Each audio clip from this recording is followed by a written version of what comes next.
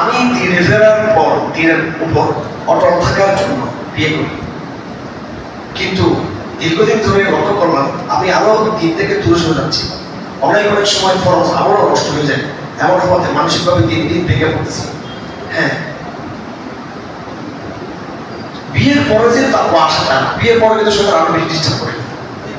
কি করে ডিস্টার্ব করে? কিন্তু ওরা সুন্দর হবে, ওইটা শুধু দেখতে একটু তো কমপ্লিটটা ছিল, ওটা মনে একটু মনে লম্বা হলো, ওইটা মনে একটু মনে ইয়ে মনে দেখো, এটা আর বস আছে। এই জন্য এখানে একটা জিনিস এখনো হয়নি, তার খাওয়া নেই, এটা দ্রুত করতে হবে। প্রি-ম্যারেজ কাউন্সিলিং, বিবাহপূর্ব কাউন্সিলিং, বিবাহপূর্ব কাউন্সিলিংটা করবো। এটা হচ্ছে মনস্তাত্ত্বিকভাবে আমরা তরুণদেরকে কি করবো, মোটিভেশন করবো, মেয়েদেরও করবো, ছেলেদেরও করবো। অর্থাৎ সে বিয়ে করার পরে তার একটা মাইন্ডসেট থাকবে, আমরা এমন কোনো মোটিভেশন করবো করোনা নিজের আলোকে সে ওই মেয়েটাকে বিয়ে করে, হ্যাঁ, যেন করোনা কি ফিল্টার মধ্যে তাদের কি না পড়ে। এটা আগে থেকে কি থাকতে হবে, প্রিপারেশন থাকতে হবে। এই জন্য এই প্রিপারেশন ছাড়া, এই কাউন্সিলিং ছাড়া, মোটিভেশন ছাড়া কি করা ঠিক না, বিয়ে করা ঠিক না। তার মধ্যে তাকে আসা, এই জন্য বিয়ে করার পরেও দেখা যাচ্ছে অনেকের মধ্যে এরকম তাকে আসা নেই, কিন্তু দুর্ভাগ্যজনক। তবে এটা হতাশ হওয়া যাবে না।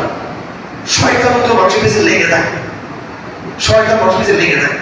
নবীদেরকে আল্লাহ পাক তার বিশেষ রহমতে ইসমত করেন, হেফাজত করেন, আর ওলিদেরকে আল্লাহ পাকের পক্ষ থেকে হেফাজতের গ্যারান্টি নাই। বাকি ওলিদের তওবা করার সুযোগ দেন, আল্লাহ তওবা করেন। এই জন্য আপনারা শয়তানের এতে দূরে থাকার চেষ্টা করবেন। তবে 3 নম্বর কথা হলো হতাশ হওয়া যাবে, কেউ হওয়া যাবে না, হতাশ হওয়া যাবে। অনেক ছেলে এই এই পর্ব থেকে বাঁচতে চায়, তো সেগুলো আমি বাঁচার চেষ্টা করছি, আবার হয়ে গেছে, হস্তমৈথুন করে ফেলছে। তো এসে আমাদের জানিয়েছে সব কিছু, এরপরে কিছু ট্রিটমেন্ট দেওয়া হয়েছে, কিছু কথা বলে, এরপর আবার হচ্ছে। তো একটা পর্যায়ে বারবার এই গুণা হয়ে যাচ্ছে, বারবার হস্তমৈথুন টাইপের অথবা ফিমেক্সিন টাইপের বা মেসেজ দিয়ে বলতেছি ওকে ইয়ে নিজেকে কন্ট্রোল করতে না পারে, কিন্তু এর আগে কয়েকবার তবা করে ফেলছে, কিন্তু গুণাগুলো হচ্ছে। এখন যেটা সমস্যা সেটা হচ্ছে যে সে এবার ঠিক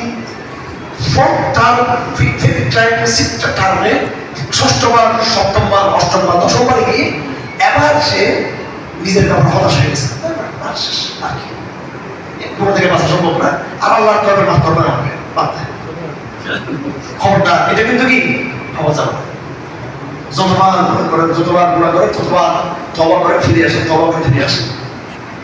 দেখুন, গুণা করার চেয়ে হতাশ হওয়াটা আরো জঘন্যতম বিষয়। আপনি ঘুরে ঘুরে গেছেন, ফরজ নামাজ ছুটে গেছে, ফরজ নামাজ আসতে পারেন নাই, প্রতিজ্ঞা করছেন আর হবে না, ওমা দিনের পর আবার দেখেছে হয়ে গেছে, আবার প্রতিজ্ঞা করছেন চলছে এগুলো ভালো, আবার হয়ে গেছে। প্রত্যেকটা এরকম গুণ হতে পারে।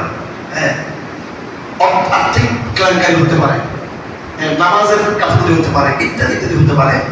একটা পর্যায়ে বারবার হয়ে গেলে দিনদারদের মধ্যে এটা আছে, এদের একটা কি চলে আসে, হতাশা চলে আসে। আমরা তো মানুষ, ঠিক আছে, আমরা তো অনেক ডেডিকেশন দেওয়ার চেষ্টা করি, এটা করবো, এটা করে আজকে তাহাজ্জুদ দিবা পড়বো, ও বা পড়ে দেখি যে উল্টা হয়ে যাবে, সমস্যা হয়ে যায়।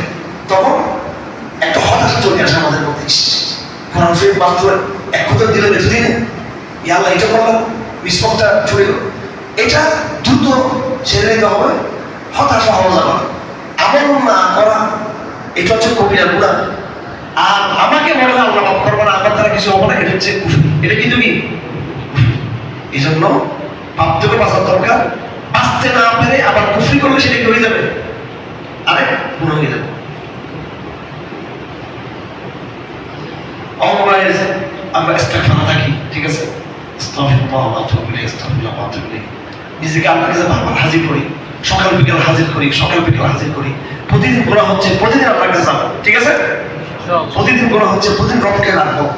ইনশাআল্লাহ একটা পরে আল্লাহ কি করে দিবেন, ব্যবস্থা করে